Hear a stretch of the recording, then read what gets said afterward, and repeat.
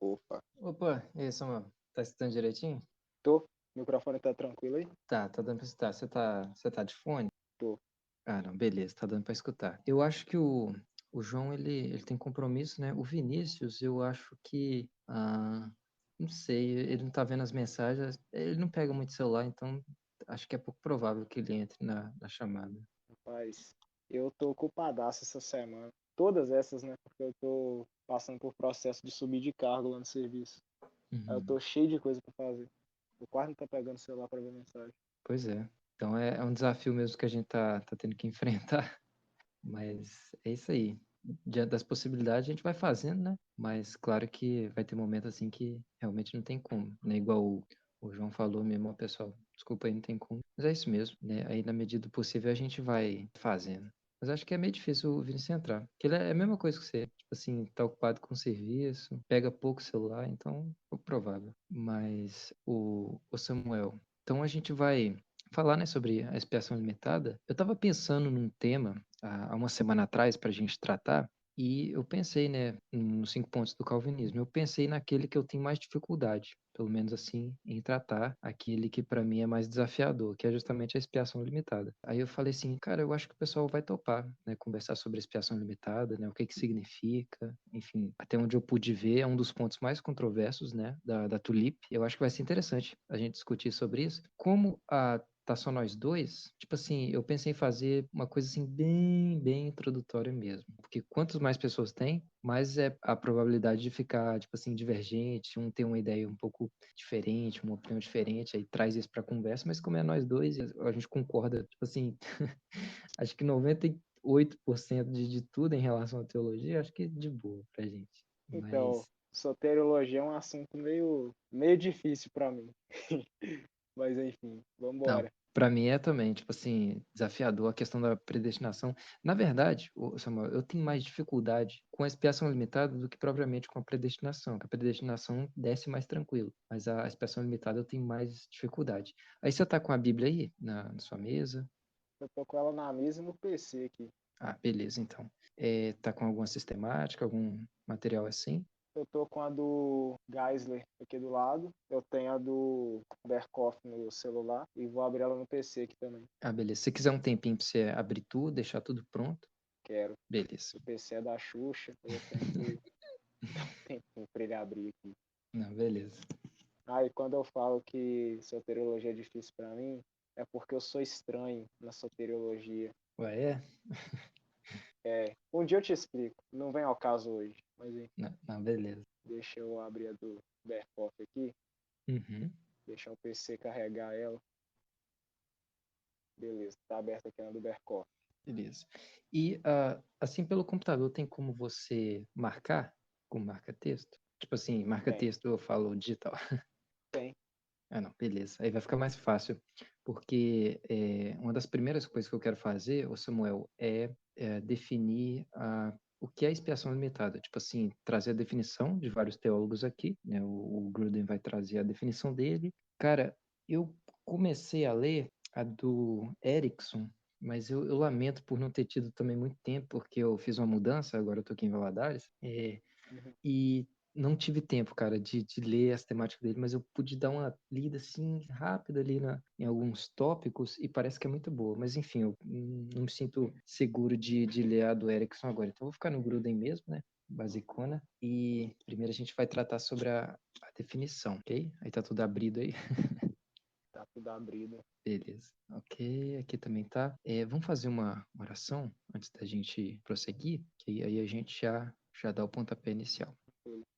Senhor nosso Deus, nosso eterno Pai, no nome santo de Jesus, nós nos colocamos diante do Senhor em fé, em adoração neste momento, clamando, ó Deus, que o Senhor nos assista nesse momento de estudo da Tua palavra. Em mais uma oportunidade eu posso entrar em contato com Samuel para discutir, meu Deus, sobre temas necessários, temas que concernem a salvação, e nós te louvamos por isso. Nós te agradecemos por tão grande salvação. Paulo costumava dizer que as doutrinas da graça era o evangelho das insondáveis riquezas de Cristo. E são justamente essas insondáveis riquezas que a gente quer analisar um pouco, meu Deus. Um pequeno detalhe de tão grande salvação, como a carta aos Hebreus diz. Por isso pedimos a tua bênção, pedimos que o Senhor nos abençoe ricamente, ilumine a nossa mente, o nosso coração, para que a gente venha fazer um estudo honesto da palavra do Senhor e a gente não formule ideias próprias, mas nossa mente seja cativa à tua palavra realmente, meu Pai. Peço a tua graça sobre o Samuel, sobre o Vinícius, sobre o João. Infelizmente,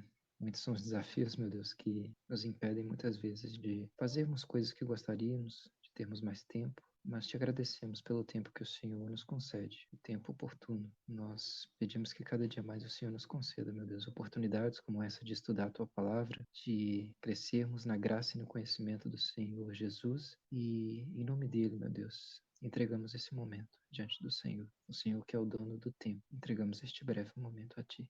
Nós oramos com confiança e fé, no nome santo de Jesus. Amém. Amém. Beleza.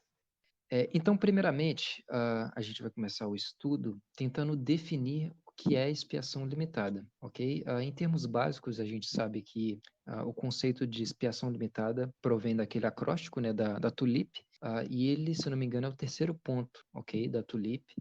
Começa com L, né, um termo em inglês Limited Atonement, né, que é justamente expiação limitada, que a gente vai ver mais para frente, que é um termo, assim, um pouco problemático, ok? Quando a gente pega esse termo especificamente limitada, né, e isso vai fazer com que muitos prefiram usar outra terminologia que não seja essa de limitada, ok? Mas eu acho por bem a gente definir, primeiramente, o que é expiação limitada e traçar esse entendimento inicial para a gente já ficar de boa, ok? Então, Samuel, você já pode ir procurando aí se o Berkoff, ou enfim, o Geisler vai trazer definição, aí você pode dar um highlight, uma marcação aí, porque a gente vai ler, tá bom? Enquanto isso, eu vou ver se eu acho aqui nas temáticas do Gruden uma definição para expiação limitada. A do Berkoff já está aberta em uma parte que fala a respeito da expiação. Posso já dar uma lida? Pode, claro. Tá. Eu acho que a melhor parte para começar é no ponto 3. Ele está falando a respeito do efeito da expiação no que se refere ao pecador. Ele vai dizer o seguinte, na letra A. A expiação não somente tornou a expiação possível para o homem, mas de fato a garantiu. E essa questão da garantia da salvação, eu acho que é o que é a base da questão da expiação limitada, né? Porque ela não pega a expiação só como uma questão de possibilitar com que o homem chegue até Deus, mas de garantir essa chegada até ele. E aí ele continua dizendo, sobre este ponto, os calvinistas contestam os católicos romanos, os luteranos, os arminianos e todos quantos ensinam a expiação universal. Estes afirmam que a expiação de Cristo apenas tornou a salvação possível e incerta para aqueles a quem é oferecida. Mas o calvinista ensina que a expiação garantiu meritoriamente a aplicação da obra de redenção àqueles para os quais estava destinada, e assim tornou certa e segura a sua salvação. Esse é o ponto A. Também tem um ponto B depois, mas ele é maior. E aí ele vai falar a respeito de quem são esses que receberam a expiação. E no caso foram aqueles que desde antes da fundação do mundo foram eleitos para a salvação. Beleza, beleza. Eu acho que para iniciar, o Berkoff trouxe um ponto interessante aí para a gente discutir. O Gruden, por sua vez, ele vai tratar a expiação limitada, definindo ela como concepção reformada, ok? Em contraste com os não reformados, tá? Não e hífen, né, reformados. Então ele vai fazer esse contraste. E ele vai dizer o seguinte: uma das diferenças entre teólogos reformados e outros teólogos católicos e protestantes tem sido a questão da amplitude da expiação. Bem parecido, né, com o que o Berkoff falou. A questão pode ser colocada da seguinte maneira: quando Cristo morreu, pagou os pecados de toda a raça humana, ou só os pecados dos que ele sabia serem, por fim, salvos? Então, a questão é justamente essa. Os não reformados, né, ou seja, arminianos e, enfim, a galera que não se identifica com a reforma e tudo mais, alegam que a oferta do evangelho nas escrituras é feita repetidas vezes a todos. E para que essa oferta seja genuína, o pagamento dos pecados já deve ter sido feito e deve de fato estar à disposição de todos. Também dizem que, se forem limitadas as pessoas que tiverem os pecados pagos por Cristo, então a oferta gratuita do evangelho evangelho também é limitada, e a oferta do evangelho não pode ser feita a toda a humanidade, sem exceção. Mas ele vai contrastar, né, dizendo o seguinte: por outro lado, os reformados alegam que, se a morte de Cristo de fato pagou os pecados de todos os que já viveram, então não sobra pena para ninguém, seguindo-se necessariamente que todos serão salvos sem exceção. Pois Deus não poderia condenar à punição eterna alguém cujos pecados já foram pagos. Isso seria exigir pagamento dobrado, sendo, portanto, injusto. Em resposta à objeção de que isso compromete a oferta gratuita do Evangelho a todos, os reformados respondem que não sabemos quem são as pessoas que virão a crer em Cristo, pois só Deus tem esse conhecimento. Quanto a nós, a oferta gratuita do Evangelho deve ser feita a todos, sem exceção. Ele vai prosseguir, um texto um pouquinho longo, mas acho que vale a pena. Também sabemos que todos os que se arrependem e creem em Cristo serão salvos, de modo que somos chamados ao arrependimento, como está lá em Atos 17, versículo 30. O fato de Deus saber de antemão quem será salvo e ter aceitado a morte de Cristo como pagamento só pelos pecados deles, não inibe a oferta gratuita do Evangelho, pois está oculto nos conselhos secretos de Deus quem atenderá a ela. O fato de não sabermos quem atenderá não se constitui maior motivo para não oferecer o evangelho a todos, assim como o fato de não saber o volume da colheita não impede o fazendeiro de plantar sementes em seus campos. Então, o Gruden basicamente vai começar essa sessão, onde ele vai abordar a abrangência da expiação, ok? A amplitude da expiação é o ponto D aqui, no caso. E ele vai justamente estabelecer esse contraste entre a concepção não reformada e a concepção reformada / calvinista a respeito da amplitude da expiação, ok? Então, é justamente essa questão que ele vai trazer aqui. Cristo morreu e pagou os pecados de toda a raça humana ou só os pecados dos que ele sabia serem, por fim, salvos, né? Dos eleitos, enfim, da igreja. Então, essa é a questão e essa é a definição que o Gruden vai trazer aqui, ok? Então, basicamente, né, resumindo, baseado no que o Berkhoff falou e no que o Gruden falou aqui também, a gente pode entender que a concepção reformada a respeito da amplitude da expiação, ela vai afirmar que Cristo morreu exclusivamente pelos eleitos, pela igreja, e não somente, como você leu aí, Samuel, não somente possibilitou, né, a salvação. Então, o que Cristo fez na cruz não foi uma mera tentativa ali de proporcionar salvação a todos indiscriminadamente.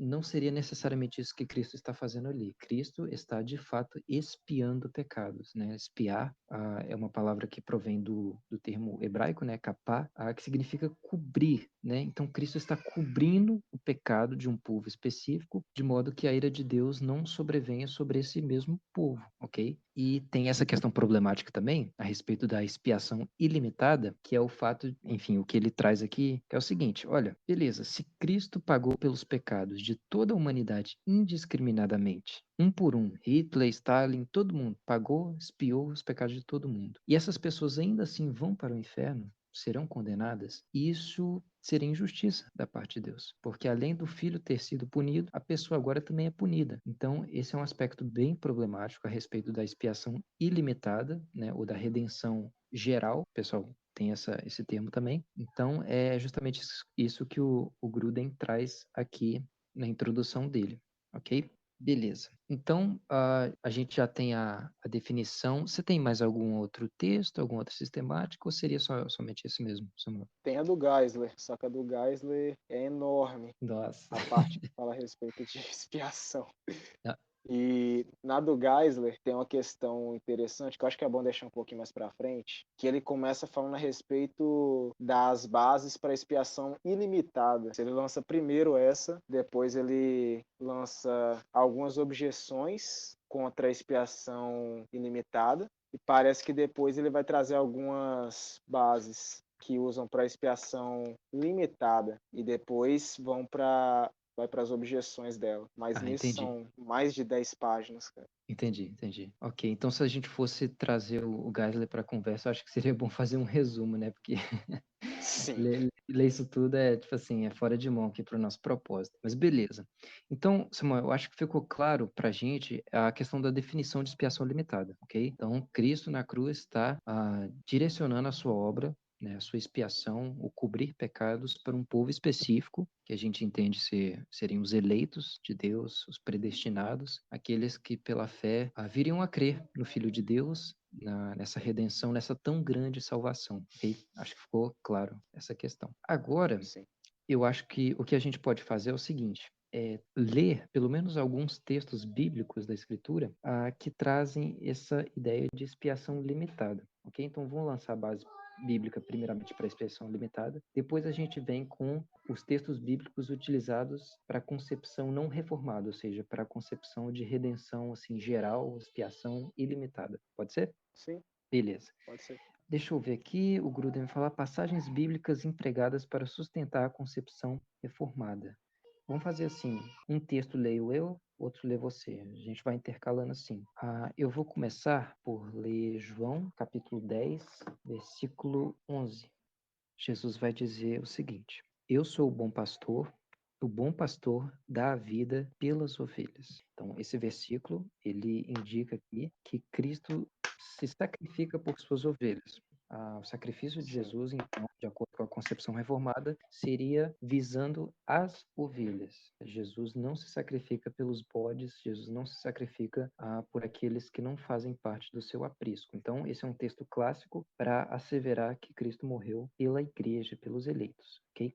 Você pode ler para a gente, ô Samuel, o versículo 15 desse mesmo capítulo, João 10? Assim como o Pai me conhece a mim, também eu conheço o Pai e dou a minha vida pelas ovelhas. Ok, então Jesus vai asseverar mais uma vez, né? Ele vai incrementar a informação que ele já tinha dito previamente. Então ele vai dizer de novo: Eu dou a vida pelas minhas ovelhas, ok? Muito bem, agora eu vou ler Atos 20, 28. Texto também clássico a respeito da expiação limitada. 20, 28. Cuidem de vocês mesmos e de todo o rebanho no qual o Espírito Santo os colocou como bispos, para pastorearem a igreja de Deus, a qual ele comprou com seu próprio sangue. Esse texto vai dizer de modo claro, né, que houve uma compra da parte de Deus em relação a um povo específico. Deus comprou com seu próprio sangue a igreja. E é interessante, Samuel, que esse texto aqui, ele fornece base para duas doutrinas, basicamente. Primeiro, a doutrina da expiação limitada, ou seja, a Cristo foi oferecido como propiciação pelos pecados da igreja, ou seja, pelo seu próprio povo, a propiciação ali, mas também assevera a divindade de Jesus, porque Sim. aqui vai dizer a igreja de Deus, a qual ele comprou com seu próprio sangue. Esse texto aqui não traz o termo Jesus, então traz o termo igreja de Deus, ou seja, a igreja é de Deus, e essa igreja foi comprada com o próprio sangue de Deus. Então, isso aí assevera a Testemunhas de divindade. Jeová não gostaram. Cara, não gostaram, saíram do chat. Se tivesse um de Jeová aqui, ele, ó, tum, saiu. Mas beleza. Vamos passar para o próximo texto, que é justamente, deixa eu ver, Romanos 8:32.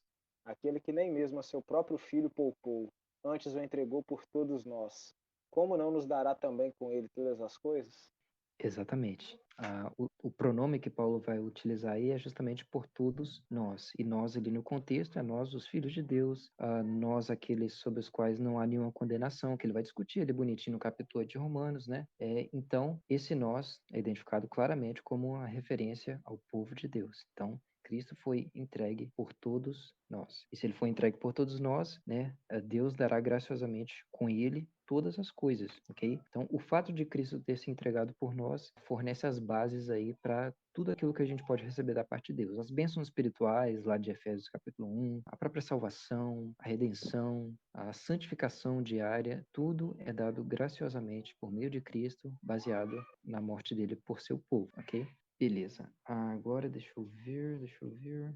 Tá. Parece que Paulo vai reforçar isso no versículo 33, né? Ele vai dizer: Quem tentará acusação contra os eleitos de Deus, ok? Então, esse nós, diante do contexto, são os eleitos de Deus. É só para reforçar isso. Beleza. Vamos ver outro. Efésios 5, 25. Efésios 5, 25. O apóstolo Paulo vai dizer: Maridos, amai a vossa mulher, como também Cristo amou a igreja e a si mesmo se entregou por ela. O apóstolo Paulo aqui, dando conselhos práticos, né, na segunda metade da carta aos Efésios, conselhos práticos para maridos, esposas, filhos, para a igreja em geral. Ele vai dizer especificamente aos maridos, né, que eles devem amar as esposas dele, como também Cristo amou a igreja e se entregou por ela. O amor que os maridos devem demonstrar às suas esposas é o mesmo tipo de amor sacrificial que foi encontrado no próprio Cristo, quando ele amou a igreja, se entregou por ela e forneceu justamente a propiciação, a expiação, a salvação ali através da sua morte, entendeu? Então, Paulo vai dar essa exortação baseado justamente nessa questão da expiação de Cristo, a morte dele na cruz. Eu acho muito bonito esse versículo. É muito significativo que a forma como os maridos devem tratar a esposa é a mesma forma que Cristo tratou a igreja. Tem até uma frase conhecida, eu não sei de qual teólogo que é. Eu acho que é o Paul Washer. Ele vai dizer: se alguém não trata bem a sua mulher, eu não quero ouvir ele falar sobre Cristo, porque isso revela justamente uma discrepância entre a forma como Cristo amou a igreja, e as esposas devem ser amadas, e a forma como o camarada está tratando. Então, tipo assim, se ele não trata a esposa como Cristo tratou a igreja, não vale a pena nem ouvir o que esse camarada tem a dizer. Não vale a pena. É uma frase conhecida, não sei se você já leu ela, Samuel, mas Não. é algo interessante. Beleza, deixa eu ver se tem mais passagens. Cadê? João 6, versículo 37 ao 39. Tudo que o Pai me dá virá a mim, e o que vem a mim de maneira nenhuma lançarei fora. Porque eu desci do céu não para fazer a minha vontade, mas a vontade daquele que me enviou. E a vontade do Pai que me enviou é esta: que nenhum de todos aqueles que me deu eu perca, mas que eu ressuscite no último dia. Cara, eu acho que talvez esse seja um dos textos mais fortes, assim, para a doutrina da expiação limitada, ok? Então, o Senhor Jesus aí vai dizer especificamente, né, que todos aqueles que o Pai lhe deu, ele não perderia, né, não lançaria fora. Então, esse texto aqui vai indicar justamente que todo aquele que o Pai dá a Jesus virá a ele, né? Ele vai dizer: esse virá a mim. Ele não vai titubear, ele não vai dar para trás, ele vai vir a mim. Inclusive, Hebreus evoca muito essa ideia, né, Samuel? Tipo assim, a ideia de que nós não somos aqueles que retrocedem. Nós não somos. A gente discutiu isso lá em Hebreus 6, né? Amados, Sim. por mais que a gente fale dessa forma, a gente acredita que Deus tem o melhor da salvação para a gente. Nós não somos aqueles que retrocedem, a gente não dá para trás, né? E Jesus corrobora com essa mesma ideia ao dizer que esse virá a mim. Ele vai vir. Ele não vai titubear. E o que vem a mim, de modo nenhum o lançarei fora. Eu acho que a concepção arminiana desse texto vai dizer justamente: olha, esse virá a mim é a parte humana da coisa, é o livre-arbítrio, é esse, sabe, escolher a Deus. Mas eu acho que esse texto indica justamente o contrário. Esse texto indica que é o Pai que dá a pessoa a Jesus. É o Pai que presenteia o Filho. E assim, ele é Inclusive, capacitado aí. outro texto que eu vejo que é muito assim forçado pela parte arminiana é aquele texto de João 10, que é João 10, acho que Jesus fala que o Pai dá a ele as ovelhas e ninguém pode arrebatar elas das mãos de Jesus. E aí vão forçar o texto falando o seguinte: não, caso ninguém pode arrancar, mas a ovelha pode sair da mão. Mas No, não é essa que é o argumento do texto, entendeu? Então é uma coisa que força o texto demais, cara, para demais. significar outra coisa. Cara, que loucura. Então a ovelha pode sair. Tipo assim, um dos principais problemas, na minha visão, em relação à doutrina arminiana, como todas as ideias arminianas, é que elas tornam Deus refém do homem, cara. Tipo assim, tira a soberania de Deus. E a doutrina calvinista, por outro lado, enfoca a soberania de Deus. Então, tipo assim, isso é uma questão pra gente pensar, inclusive, cara, porque, tipo assim, se você realmente conceber a ideia de que a ovelha pode sair da mão do pai, cara, é colocar nas mãos do homem um poder que ele não tem, bicho. Não tem. É claro, eles vão dizer: não, mas aí o homem estaria sendo um autômato, alguém sem liberdade, não sei o quê. E, enfim, tem as argumentações dele. Mas, tipo assim, é um detalhe interessante esse. O fato deles tornarem Deus refém do homem. Tipo assim, Cristo proporcionou salvação para todos, mas a gente se apossa disso pela fé, né? E depende da nossa fé, depende, enfim, essa questão sinergista. A gente precisa buscar a Deus, a gente pode perder salvação, esse tipo de coisa.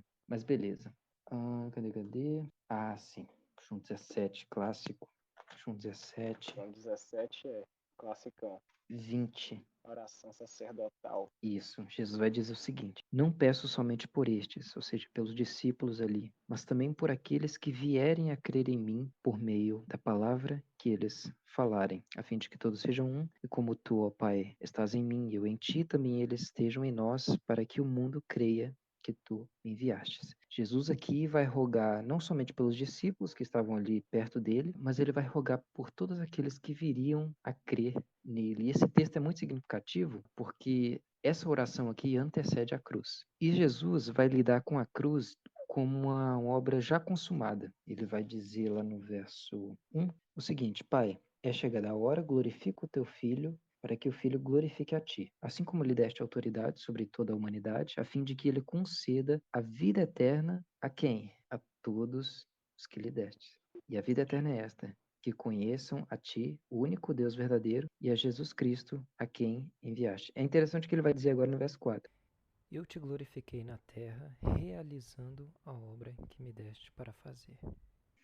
Então, Jesus, ele dá por realizada a obra que ele veio fazer, a obra que o Pai lhe havia entregue nas mãos. Okay? Então, Jesus já encara dessa forma. E João 17, dessa forma, fornece uma base bem forte para a concepção da expiação limitada. Então, ele vai dizer que ele ora por aqueles, enfim, que viriam a crer na palavra dele, aqueles que lá na frente haveriam de pela fé crer naquilo que ele fez, né, por sua palavra. É um texto muito forte, cara, porque igual eu falei, Jesus aqui, ele tem a sua obra tida como realizada. Eu realizei a obra que me deste para fazer, Pai, eu realizei. Então, Jesus, ele com muita clareza, antes de ir para a cruz, ele vai orar especificamente por um povo, por aqueles que viriam a crer nele por intermédio da palavra, ok? Então, essa oração é muito forte. Tipo, eu creio que Jesus não somente aqui está, sabe, falando palavras ao vento de forma alguma, né? Porque as palavras que ele diz são espírito e são vida, né? Como ele vai dizer em outro lugar do Evangelho de João. Então, ele com muita força, com muito vigor, vai orar por aqueles que são dele, aqueles que foram dados pelo Pai. Um texto muito forte também. Sim. Muito bem. Outro texto seria Romanos capítulo 5, versículo 8.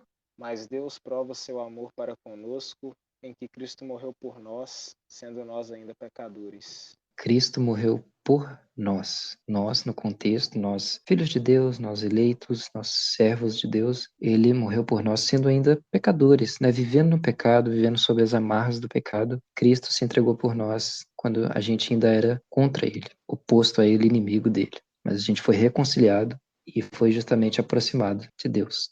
Jesus proporcionou a reconciliação com Deus por nós. Muito bem, esse aqui é bom. 2 Coríntios, capítulo 5, versículo 21. O apóstolo Paulo vai dizer: Ele o fez pecado por nós, para que nele fôssemos feito justiça de Deus.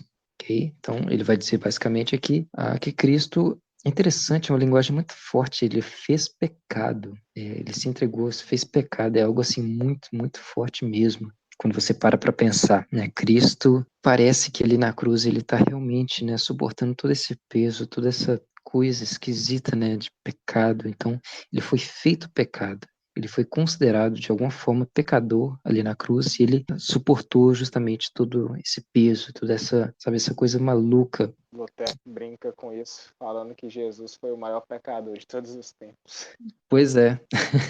Algo que pode escandalizar alguém, né? Tipo assim, quando você fala, cara, que isso? Mas, tipo assim, de certa forma, sim, cara, Deus fez ele pecado ali. Então, é uma linguagem muito forte do apóstolo Paulo aqui. E é interessante que esse processo, esse fazer pecado foi feito por nós, para que nele, em Jesus, fôssemos feitos justiça de Deus. Para que fôssemos justificados, declarados como justos diante de Deus, ele se entregou por nós e ele foi feito pecado por nós. A Gálatas 3:13 vai dizer o seguinte: Cristo nos resgatou da maldição da lei, fazendo-se ele próprio maldição em nosso lugar. Mais uma vez, o apóstolo Paulo estabelece que Jesus foi entregue em nosso lugar, por nós, que é algo frequente nas cartas dele. Jesus morreu em nosso lugar.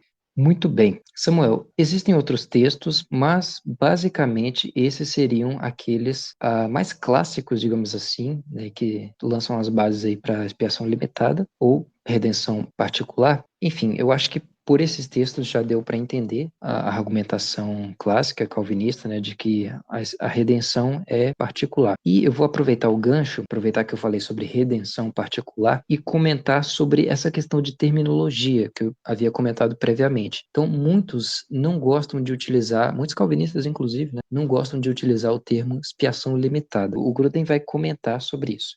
O que chamo de concepção reformada nesta seção é, em geral, chamado expiação limitada. Entretanto, a maioria dos teólogos que defendem essa posição hoje não preferem o nome expiação limitada, porque está muito sujeita a equívocos, como se essa concepção de algum modo sustentasse, né, que a obra expiatória de Cristo fosse deficiente em algum aspecto. O nome, em geral, preferido é redenção particular, uma vez que essa concepção sustenta que Cristo morreu por pessoas específicas, as que seriam salvas, a quem Jesus veio redimir, que conhecia de antemão, uma por uma, individualmente, e que tinha em mente em sua obra expiatória. Então, é uma explicação que ele dá aqui sobre terminologia, que é melhor usar o termo redenção particular. Agora o bicho vai pegar. Porque agora a gente vai ver os textos bíblicos que parecem indicar uma expiação geral, uma expiação ilimitada, textos da Escritura que aparentemente asseveram isso, né, que Cristo teria morrido pelo mundo todo, ok? Você tava lendo aí, eu tava dando uma folheada na sistemática do Geisler, e tem uns aqui que é meio complicado, rapaz. Tem. E isso, assim, o Samuel, eu não nego, não, porque existem Aham. alguns textos, principalmente talvez aquele da segunda carta de Pedro, que são um pouco desafiadores. Tipo assim, Cara, o texto que eu acho mais desafiador é o de Romanos 5, por incrível que pareça. Tem 3 páginas aqui na sistemática do Geisler, que é só sobre ele. E é meio pegado. isso é Romanos 5. Olha, o Romanos Gruden, 5. Gruden nem citou isso. Mas beleza. Então, a gente sabe, né, que os arminianos também lidam com as argumentações dele, com a visão deles.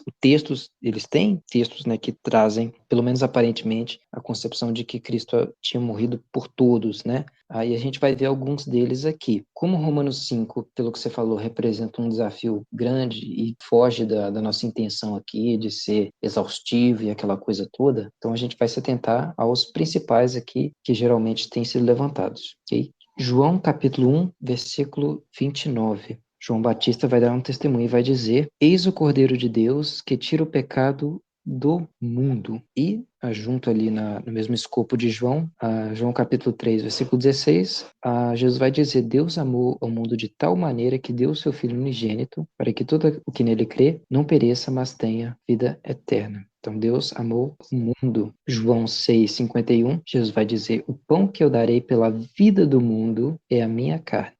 Aí Paulo vai trazer um verso também, lá em 2 Coríntios capítulo 5, 19. Isto é, Deus estava em Cristo reconciliando consigo o mundo, não lhes imputando os seus pecados, e pôs em nós a palavra da reconciliação.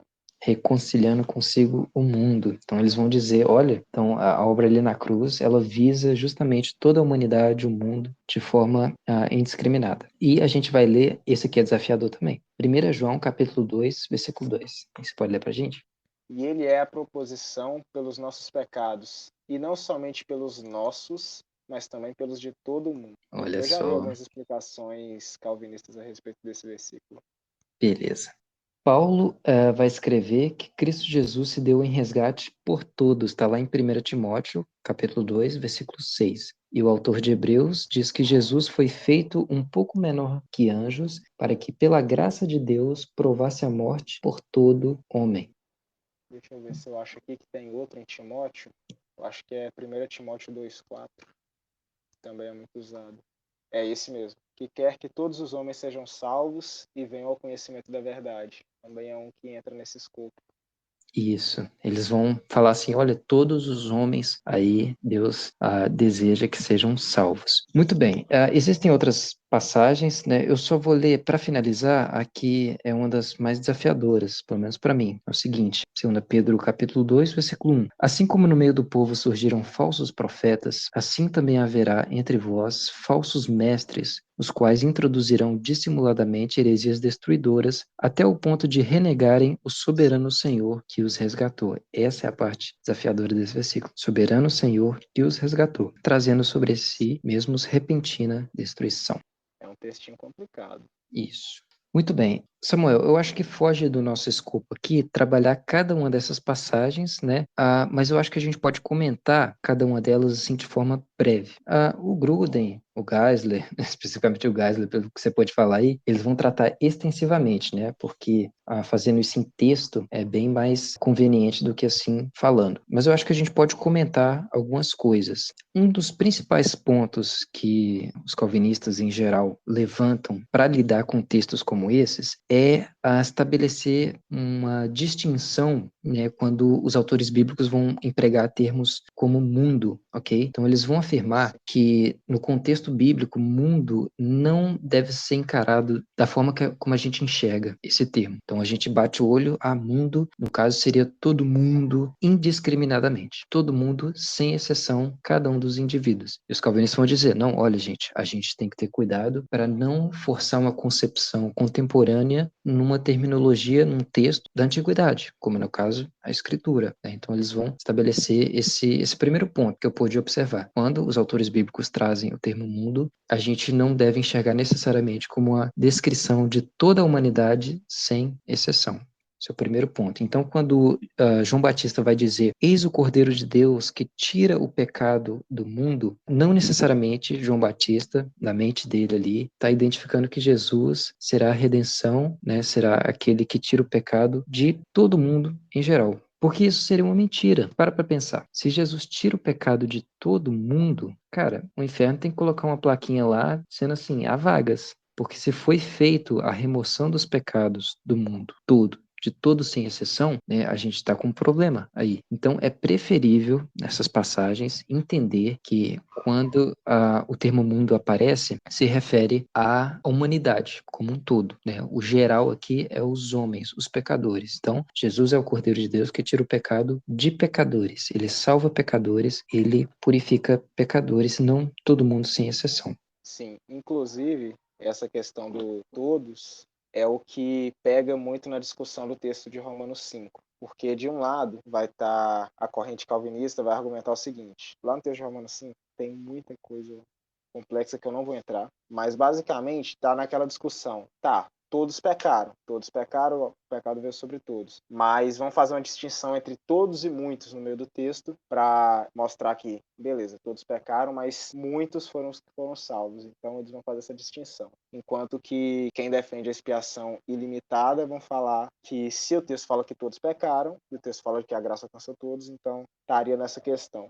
E aí que fica a discussão maior. Mas na ótica calvinista, por exemplo, aquele texto de João, 1 João 2,2, né? Uhum. Isso. No texto de 1 João 2,2, vão argumentar o seguinte: esse de todo mundo aqui, que ele é a propiciação pelos nossos pecados, não somente pelos nossos, mas também pelos de todo mundo, não seria todo mundo no sentido de toda pessoa individualmente em cada lugar do mundo, mas seria todos os tipos de pessoas ao redor do mundo, no caso, raças, classes sociais, mas daqueles que creem, ou da igreja espalhada por todo o mundo. Seria a argumentação mais comum a respeito desse termo todos, ou desse termo mundo, também usado em vários textos. Então você vai ver que vai ter essa argumentação de mostrar que o termo mundo e o termo todos nem sempre se refere a todas as pessoas individualmente, mas às vezes vai significar todos os grupos de pessoas da Terra, ou às vezes pessoas em todos os lugares da Terra, ou às vezes o mundo vai significar toda a criação e não somente todas as pessoas, toda a criação de modo geral. Então vai ter toda essa argumentação em cima desses termos. Certo. E tirando o fato, né, de que se a gente interpreta mundo, todos, como todos sem exceção, a galera geral, cada um, a gente vai ter problemas aí. Porque se Cristo propiciou, se Cristo expiou, todos segue-se que todos serão salvos. Porque se houve justamente uma obra de redenção tão grande, como o autor da Carta aos Hebreus vai dizer, tão grande salvação, poxa, e se ela foi feita por todos, segue-se que a gente deve acreditar que todos, sem distinção, ou melhor, sem distinção não, sem exceção, foram salvos, o que é problemático, que é muito problemático. Então, a gente vê que o posicionamento calvinista, né, como você pôde falar, é justamente traçar algumas distinções aí, alguns sinais de atenção, falar, opa, não, calma aí, a gente tem que ter cuidado ao interpretar certas terminologias da Escritura. Ok, a gente já comentou 1 João. Vamos comentar sobre Hebreus 2:9, para que pela graça de Deus provasse a morte por todo homem. O Gruden, ele vai falar aqui na sistemática dele o seguinte: quando o autor de Hebreus diz que Cristo foi feito inferior aos anjos para que pela graça de Deus provasse a morte por todo homem, é melhor compreender a passagem como referência a cada um do povo de Cristo, cada um que seja redimido. Não se diz todos no mundo inteiro ou alguma expressão semelhante. E no contexto imediato, o autor certamente fala dos redimidos. Veja, os filhos que Deus me deu, lá do verso 13 desse mesmo capítulo. A palavra grega paz, aqui traduzida todo, é também usada em sentido semelhante, significando todos do povo de Deus, em Hebreus 8:11. Aí você pode ler para a gente? Hebreus 8:11. E não ensinará cada um ao seu próximo, nem cada um ao seu irmão, dizendo, conhece o Senhor, porque todos me conhecerão, desde o menor deles até o maior. Certo. Então, esse todos aqui, o Gruden vai comentar que se aplica para todos que conhecem a Deus, todos, enfim, que são filhos de Deus, e esse conhecimento se aplica justamente a ele. Em Hebreus 12:8, se estáis sem correção de que todos se tenham tornado participantes, ou seja, todos os crentes, a correção vem sobre os crentes, é sobre os filhos de Deus, então esse todos têm se tornado participantes, é uma referência a todos os crentes, todos os filhos de Deus verdadeiro. Logo, sois bastardos e não filhos. Em ambos os casos, todos não é explicitamente restrito por uma frase específica como todos do povo de Deus, mas esse é o significado claro no contexto geral. Evidentemente, em outros contextos, a mesma palavra todos pode significar todas as pessoas sem exceção, mas isso deve ser determinado pelo contexto em cada caso. Então, em relação a esse texto de Hebreus, o Gruden vai dizer especificamente que todos ali, provasse a morte por todos, é todos do povo de Deus, todos membros da família de Deus, e não todos indiscriminadamente. Esse de 2 Pedro, vamos dar uma olhadinha nele, 2 Pedro, capítulo 2, versículo 1.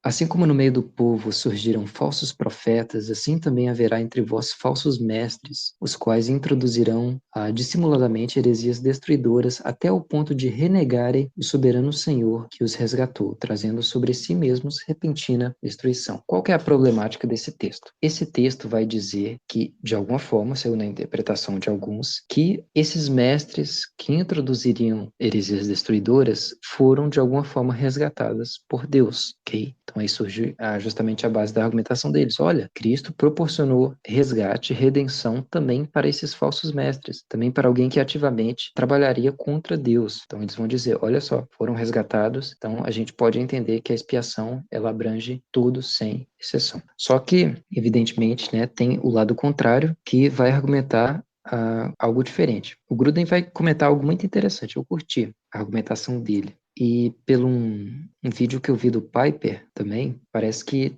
combina. Os dois argumentam a mesma coisa. É o seguinte, quando Pedro fala de falsos mestres que trazem heresias destrutivas, até o ponto de renegarem o soberano Senhor que os resgatou, não fica claro se a palavra Senhor, do grego despotes, refere-se a Cristo, como em Judas, lá no versículo 4, ou a Deus Pai, como em Lucas 2:29. Em todo caso, é provável que a alusão ao Antigo Testamento refira-se a Deuteronômio 32, versículo 6, em que Moisés diz aos rebeldes que deram as costas para Deus: não é ele teu pai que te adquiriu?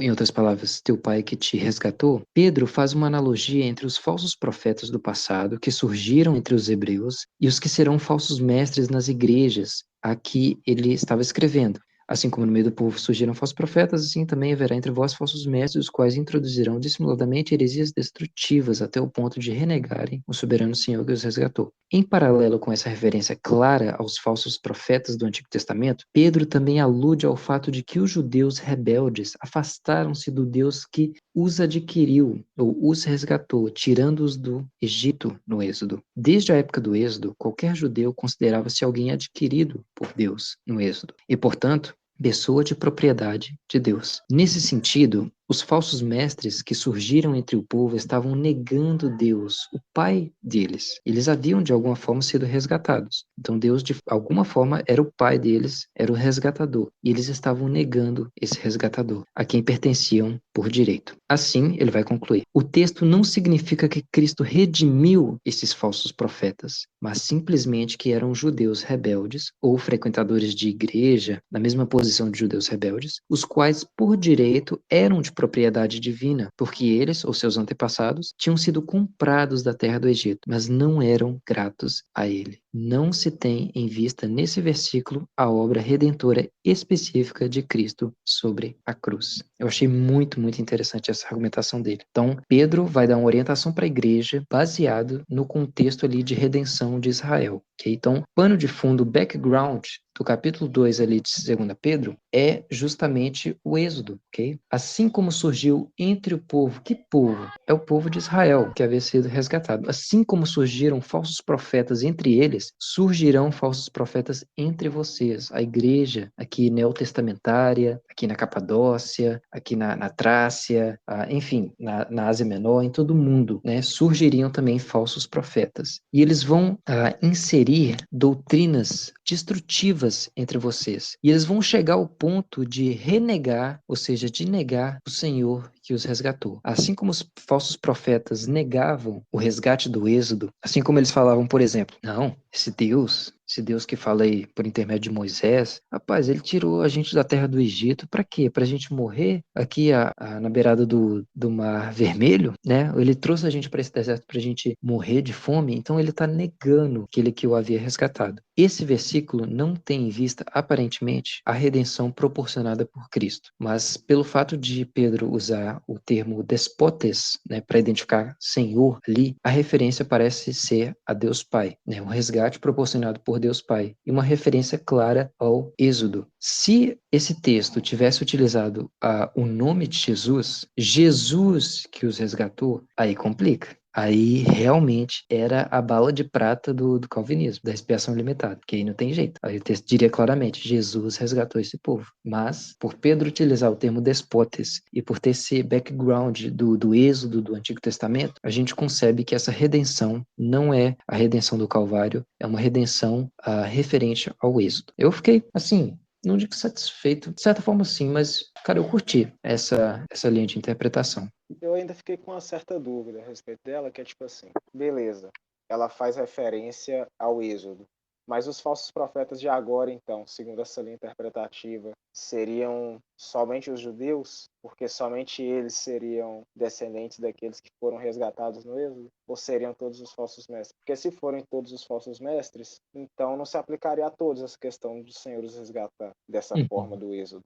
Certo. Então, não sei. Sim, tem justamente essa questão, né? E os falsos profetas, os falsos mestres gentios, né? Por exemplo, um cara lá da Capadócia, um cara lá da Bitínia, né? Um macedônio, tipo assim, e esses caras? Como é que essa temática do resgate se aplica a um camarada desse? O primeiro ponto, né, que eu imagino é o seguinte, o contexto de falsos mestres nas cartas petrinas, eles aparentemente se referem exclusivamente a judeus, ok? Então, judeus que introduziam doutrinas, assim, destrutivas, ok? Então, tem esse primeiro detalhe, né, que o contexto específico das cartas parece se referir a esses judeus que, enfim, falavam que você tinha que circuncidar, essa galera que falava todo esse tipo de coisa, ok? Mas eu entendo, assim, que de alguma forma, o falso mestre gentil, ele talvez tenha sido resgatado de alguma forma, não salvífica. Como, especificamente? Eu não sei. Mas, enfim, eu leio essa passagem aqui de 2 Pedro de forma bem contextual. Então, o falso mestre ali é aparentemente o camarada judeu, é aparentemente o camarada legalista, é aparentemente o camarada ali que quer que você guarda a lei, é esse tipo de camarada. Então, tipo assim, enfim, eu fico nessa. Entendi. Beleza.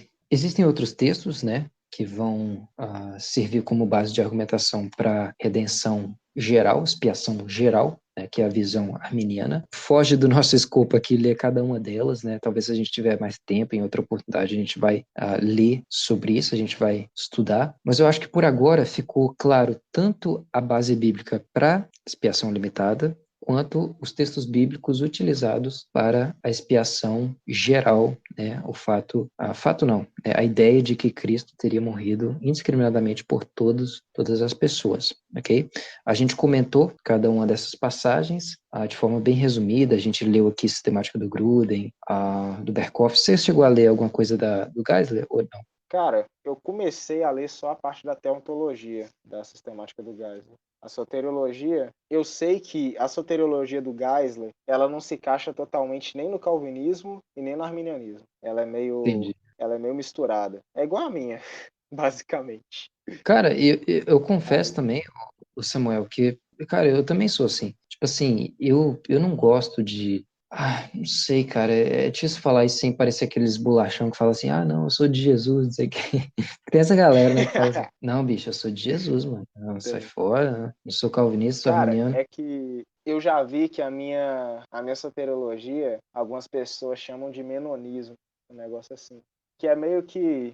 É melhor a gente acabar primeiro o assunto, esse assunto, para depois eu explicar, que senão vai tomar muito tempo. Tá, não, Mas enfim. beleza. Mas assim, cara, eu me identifico muito com você. Eu também, eu olho pra muita coisa dentro do calvinismo e falo assim, será? Esquisito, falo assim. E arminianismo nem se fala, né? Tipo assim, cara, livre-arbítrio, perda de salvação, isso é doido. Não, isso aí tem muito mais dificuldade com o arminianismo. Mas beleza, então basicamente a gente explicou o significado de expiação limitada, a gente definiu, traçou a definição, a gente também lançou as bases bíblicas, né, leu vários textos bíblicos que parecem indicar uma expiação particular, uma redenção particular, e textos que são utilizados para provar justamente o contrário. Não, Cristo tinha ali na cruz morrido por toda a humanidade sem distinção. Então a gente fez a leitura desses dois lados, assim, né, nas duas bases bíblicas. Para o nosso propósito aqui, Samuel, era isso mesmo, tá bom? Que eu queria conversar com você, definir o que se trata, expiação limitada, ler os textos bíblicos, comentar, ler, enfim, sistemática, comentários que vão nos ajudar na compreensão. Sei que existem algumas passagens que são um pouco desafiadoras, mas eu creio que lá na frente a gente vai entender um pouco melhor sobre elas, a gente vai ter mais segurança pelo menos fazer uma leitura possível do texto, ser honesto com o texto, igual você falou em Romanos 5, né, que apresenta as suas complexidades. Eu acredito que lá na frente, se Deus quiser, a gente vai ter a oportunidade de estudar e se aprimorar nesses textos assim desafiadores, né, como é o caso aqui de 2 Pedro, capítulo 2, né, ali no início, que é desafiador mesmo, né, tem essa interpretação que eu trouxe aqui tanto do Gruder quanto do Piper, mas que tem esse detalhe, por exemplo, poxa, tá, e o falso profeta gentil? É um questionamento válido, super válido, mas que até onde eu vi tá longe assim de ser respondido. Mas beleza. Cara, é basicamente isso. E para finalizar, eu gostaria de trazer algumas questões aqui bem rápidas mesmo, para a gente já fechar com chave de ouro. Então, eu gostaria de perguntar para você, Samuel, em termos assim mais devocionais, como é que essa doutrina fala ao seu coração? Partindo do pressuposto que Jesus morreu pela sua igreja, Jesus se entregou especificamente pelas suas ovelhas, como é que isso aquece o seu coração? Como é que isso te motiva a orar, a tomar uma postura diferente diante, enfim, da vida, de Deus? Como é que isso fala ao seu coração?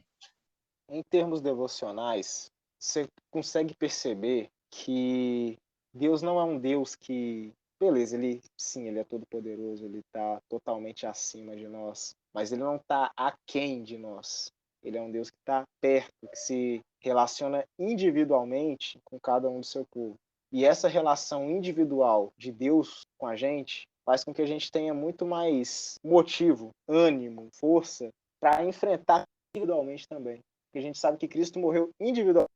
Também nos dá força para nos relacionar com Deus, não só como aquele cara que está lá distante, mas como um pai presente, como um Salvador que nos ama, que olhou para cada um de nós individualmente, desde antes da fundação do mundo, e nos elegeu nele para que nele nós fôssemos feitos justiça de Deus.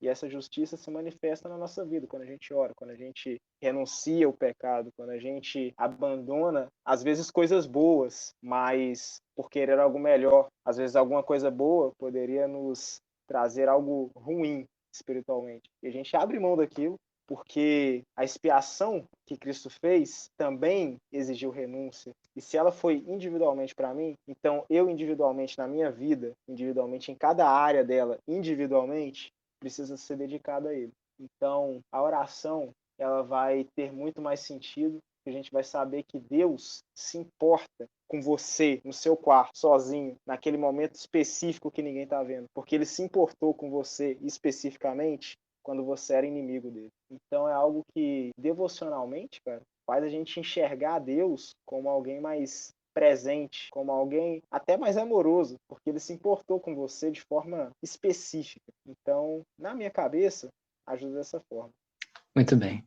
Uma outra pergunta que eu tenho também, essa é interessante. Samuel, na sua opinião, por que muitos calvinistas têm uma postura arrogante, né, se as doutrinas da graça evidenciam justamente a soberania de Deus? Então, quando a gente se depara, né, com a própria tulipe, poxa, primeiro, o homem é totalmente depravado. Segundo, eu sou eleito incondicionalmente. Eu não fiz nada para merecer isso. É no amor incondicional de Deus que eu sou eleito. A expiação é limitada. Jesus morreu especificamente pelo seu povo. Enfim, aí vai o resto da tulipe, que é graça irresistível, né? E perseverança dos santos. Diante dessas doutrinas, por que muitos calvinistas têm uma postura tão arrogante, né? Se a própria tulipe, ela humilha o homem. Ela já começa com um T ali de depravação total. Então, por que você acha que a gente contempla nas redes sociais tanta arrogância por parte daqueles que afirmam ser calvinistas? Então, isso se aplica não só à questão soteriológica, mas com a teologia no geral. Vou dar um exemplo pessoal meu. Questão de escatologia, quando eu discuto pós-tribulacionismo e na minha cabeça, eu sou pós-tribulacionista, cara, eu fiquei insuportável em rede social. Eu tenho vergonha de olhar as coisas que eu posso. Inclusive, eu excluí um tanto de coisa. Mas eu fiquei insuportável. Mas tudo porque eu conhecia de maneira rasa. E aí, essa questão de conhecer de maneira rasa e achar que sabe tudo se torna arrogância. A pessoa, tipo assim, descobre lá, calvinismo, descobre os 5 pontos do Tulipe. Aí ela vê aquela argumentação toda perfeitinha, toda bonitinha, encaixando cada ponto no outro. E aí, chega num ponto que a pessoa pensa, não, pronto, agora eu descobri a verdade suprema. E essas pessoas que não descobriram ainda, elas são burras, porque a verdade está aqui na minha frente. Agora eu tenho que mostrar para elas que elas estão erradas para que elas cheguem a essa verdade também. Muitas vezes acontece isso. Também pode acontecer de a pessoa querer colocar aquilo por bem na cabeça da pessoa, querer o bem da pessoa, querer que ela perceba que aquilo ali é o que está certo. Só que ela faz de uma maneira muito errada.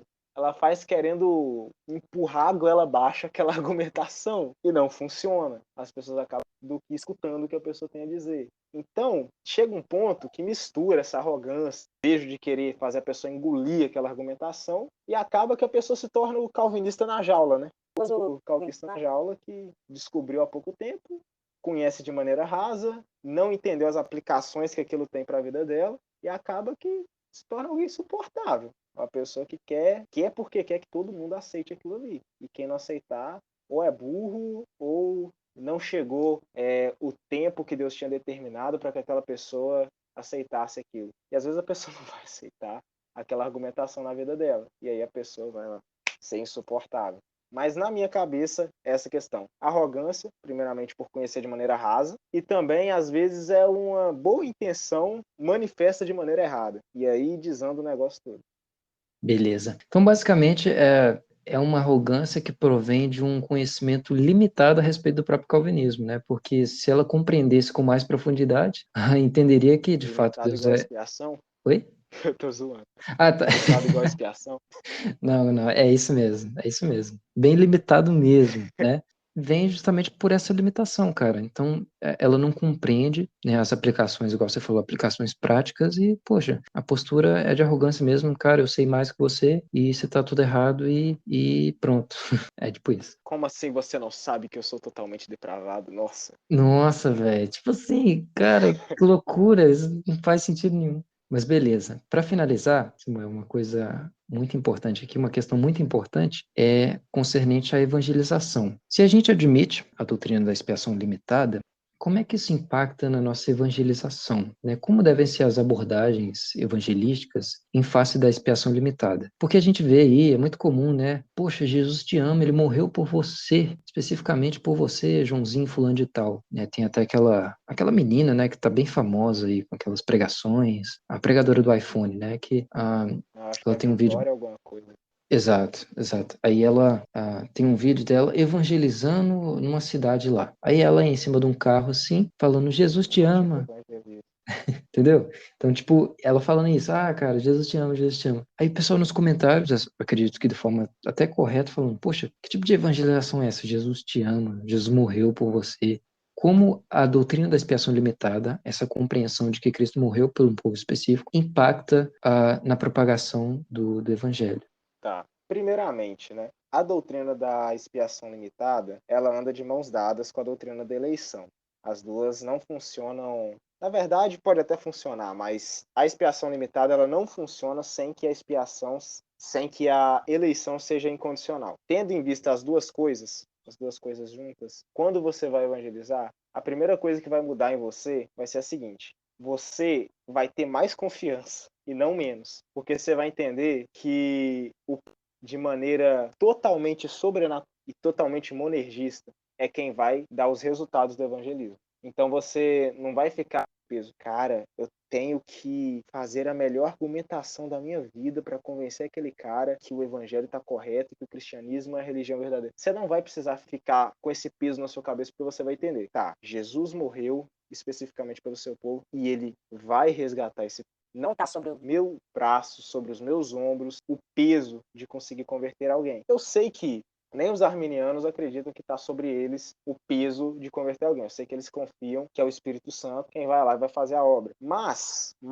tendo em vista tanto a questão da eleição quanto a questão da expiação, fica mais fácil de confiar que o evangelismo vai dar resultados, que a gente sabe que Deus vai fazer dar os resultados. Quando se aplica na prática mesmo do evangelismo, e agora não só na questão interior de você saber que Deus vai fazer, mas na prática, a mensagem que você vai falar com a pessoa também vai mudar um pouquinho. E convenhamos, a forma que a gente vê que o evangelismo é feito não é lá a mais bíblica de todas, né? Mas basicamente, cara, você vai mostrar para o cara que ele é pecador, você vai mostrar para ele que o pecado causa a morte, o pecado causa a ira de Deus, mas você vai mostrar para ele que a solução para essa morte, para essa ira, para esse pecado veio em Cristo e que se ele tiver fé, se ele receber Cristo como Senhor, então ele pode saber que essa salvação, essa solução para o pecado, ela vai alcançar ele, já deve ter alcançado, mas somente se ele for um daqueles que creem.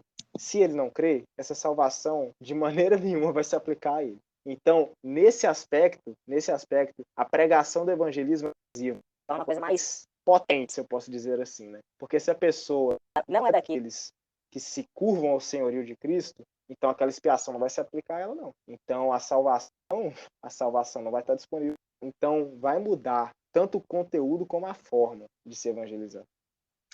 Muito bem. Samuel, é basicamente isso, ok? Era essa conversa que eu estava planejando ter com vocês, mas aí acabou que deu só pra gente, né? Só nós dois conversarmos. Mas eu acredito que futuramente, né, vai dar tanto pro Vinícius quanto pro João conversar com a gente, né? E eles vão trazer certamente coisas que a gente não pensa assim, né? Quantas mais pessoas, mais ideias. E o pessoal costuma brincar, né, que quando dois judeus vão conversar, existe ali 100 ideias diferentes, dividida para dois. Então, tipo assim, isso acontece, imagina, para 4 pessoas juntas conversando sobre um tema. Eu acho que a ligação vai, tipo assim, ter uma minutagem até muito maior. Então, foi basicamente isso. A gente discutiu sobre a expiação limitada, definiu, né, o que ela significa, os textos bíblicos que parecem indicar que a expiação é limitada, os textos bíblicos que parecem indicar o contrário. A gente comentou cada um deles. Depois a gente respondeu 3 perguntinhas sobre aspectos devocionais da doutrina, a questão da arrogância de muitos calvinistas e também sobre a evangelização. Era basicamente isso que eu intentava fazer nessa conversa. Eu acho que foi benéfico, ok? Tanto para mim quanto ensinado para você. E eu espero que a gente tenha mais oportunidade aí de conversar sobre muita coisa. Deixa eu deixar uma bomba no final. E Pode deixar uma bomba? pode, bom. Mas tem que fazer um do outro lado também, tá? Eu tenho que fazer um explanando no outro lado, que seria legal. O lado da ilimitada. Ah, sim, com certeza, com certeza. Assim, já deixando Aí o um Geisler vai disclaimer. entrar. Ah, sim. Pois é, porque a gente tem que ser justo, né? A teologia, ela tem que ser honesta. A gente não pode pegar um lado só e pronto, é isso aqui mesmo, acabou, né? Eu, pessoalmente, eu pendo mais pro lado calvinista, né? De conceber que a expiação é limitada. Mas eu sei que existe argumentação muito bem feita mesmo do lado contrário. Só que eu tenho que estudar, tenho que ver, né? O Geisler tem que entrar na jogada, o Craig Kinner tem que entrar na Eu só jogada. admito que eu sou estranho. Eu só admito que eu sou estranho. Todos Então, somos. enfim, né? Isso aí. Vamos deixar a bomba aí. Tomara que os meninos participem da próxima. A próxima vai ser qual assunto? Cara, a próxima eu tô querendo deixar você escolher, porque eu escolhi essa. Eu? É, ou você ou os rapazes. Eu gosto de escatologia, mas dá Eu muito também. trabalho estudar escatologia, velho. Dá trabalho demais. Eu acho que seria legal a gente discorrer a respeito da idolatria, cara. Principalmente porque eu acabei de estudar sobre idolatria um tempo atrás, então tá fresquinho na mente. Muito bom, cara. Muito bom. Seria legal. Isso aí. Mas beleza, então. Aí a gente vai se conversando, tá bom, Samuel? Pelo grupo, e a gente vai definir o tema e vai dar certo, beleza? Beleza. Falou então, meu filho. Pai com Deus, Feliz Natal e boas festas. Falou. Com Deus também. Feliz Ano Novo. Boas festas também. Valeu, valeu. Valeu.